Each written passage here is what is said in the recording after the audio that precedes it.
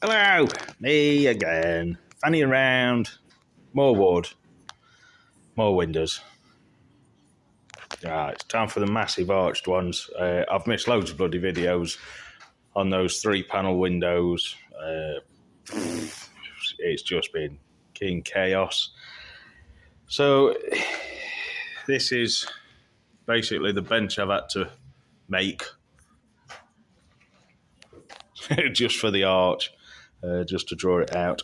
So I'll turn the camera around and show you how big the bloody thing is. There it is, bench of doom.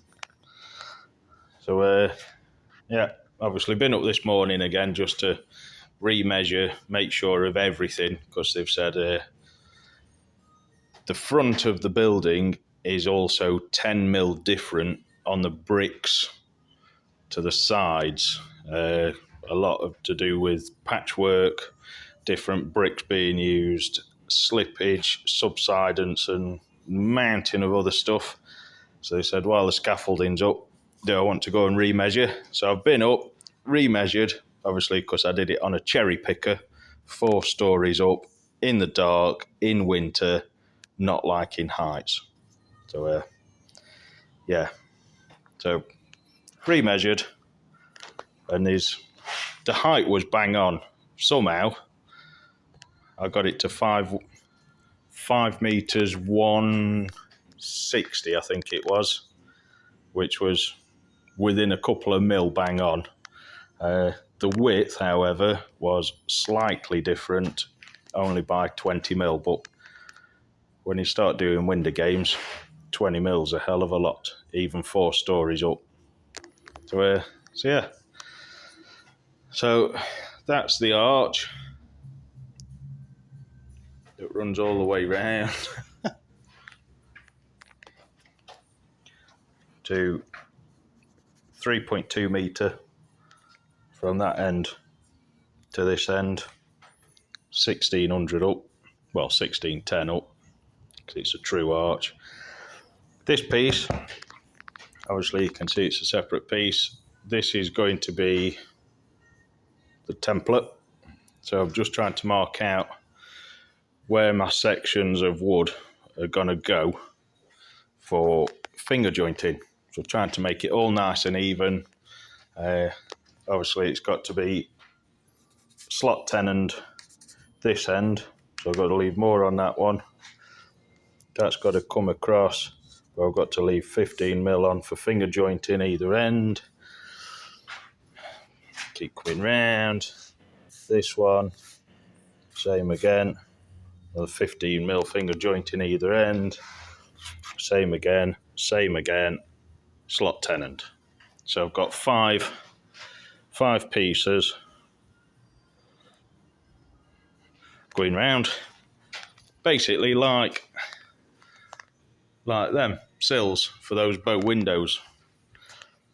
And then once they're all set out, glued up, everything else, then I can take that bottom ledge off, because that's also got to be rebaited. So you've got to have your arch rebaited. This is going to be the front, and then the windows that sit underneath, it's quite hard to do this while looking at the camera, there's got to be stepped, and there's got to be like a bubble gap there, so any water that comes down and gets in and trapped, which hopefully will be none, still can't do the capillary action, because that bubble won't let it come up and across. So I've still got to do all that down there. So obviously major headaches, all good fun if you like headaches. So yeah, this is what I've got to do. Small mountain of wood. These are the pieces as well. So at the minute they're 4-inch, I've got to plane it all down to 79 mil. I'm going to leave full widths, but cut at an angle, whatever that angle is when I dissect it up. finger joint, cut that angle, finger joint, and then that will come up like your 50p P. Put it on that, draw it back out, take these apart, obviously numbered up, and then I can use the template that I'm making to cut that arch and rebate it on the machine behind that machine down there, the spindle boulder. Yeah. And on top of that, they're wanting it all sectioned up, and this arch and everything else in about 2 weeks. So I have got to pull my entire fist out, not just the little pinky, and crack on. So yeah, I shall see you in the next vid. See you in a bit. Ta-ra!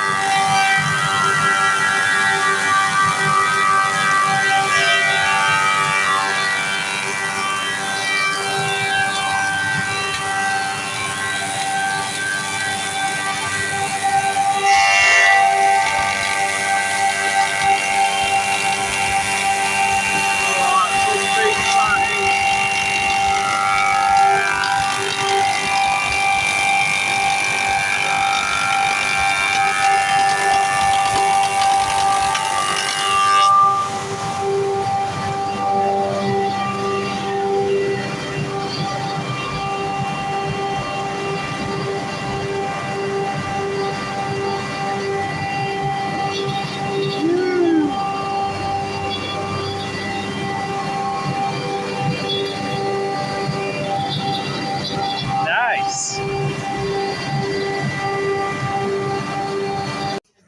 Right, this is what customers never see when you're doing a big job like this, is that no matter what you try and do to please the customers,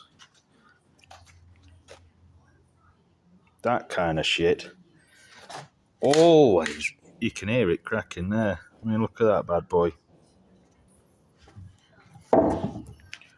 That's 8x3, 1100i, just over a metre tall, scrap. So I've banged it through planer and it's shown up all its faults. I can't use that now. So what's that going to be for you to buy if you went to Woodyard? 60 quid? 70 quid?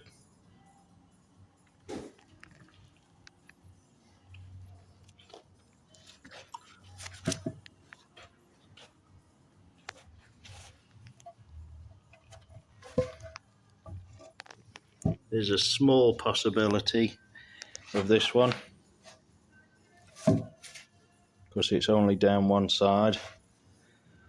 So I might be able to get away with my curve there going a funny way across.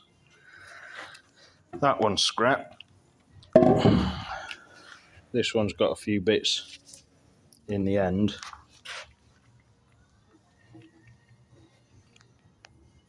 And then some shit up the side. But just in them two, if I can't use them, that's 140 quid gone. In the bin. This has got a lovely bit of shit there. This is just wax lit, just to make it slide across the bed a bit nicer so it doesn't stick. So, yeah. But not only have I got to now bin these two bits, so that's just shy of 2.5 metres of what was 9x3 to throw in the bin. I've also now got to get another chunk of wood to cut those bits out. So if they're 60, 70 quid a piece, I'm already 4 pieces in before I've even machined these pieces up, which might end up being the same again. So yeah, when you're doing big jobs like this, you have got to put in a decent waste factor, because regardless of how good you are, you never know what the wood's going to end up being like. Because all of this looked bloody lovely when it was just rough sun like that. You couldn't tell what was in it. It's like this little patch here. Now, I'm hoping that's just a boring beetle that's been killed off in the drying process, the kiln drying, and the insecticide treatment that they spray in while they're doing it. So, but yeah, but if I keep playing in that, I might end up finding a track that goes from that hole, might come all the way across, might come down here, might come across, there might be a fucking maze of shit in there. You never know. You do not know. So, yeah, well, at least them 2 chunks of shit will keep me warm for a bit.